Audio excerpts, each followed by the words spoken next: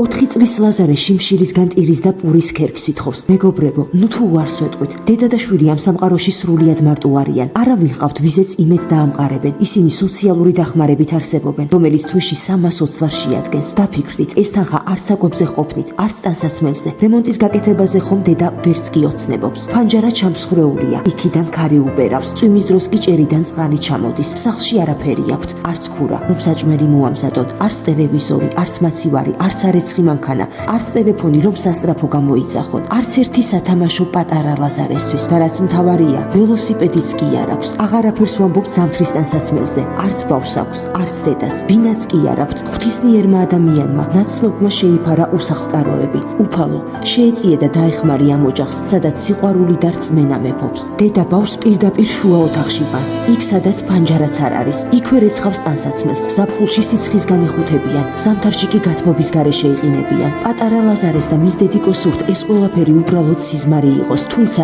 ეს საშინელი რეალობაა, რომელსაც მხოლოდ თქვენი დახმარებით დააღწევენ თავს. ჩვენო ყველაზე მოწყალე და კეთილო მეგობრებო.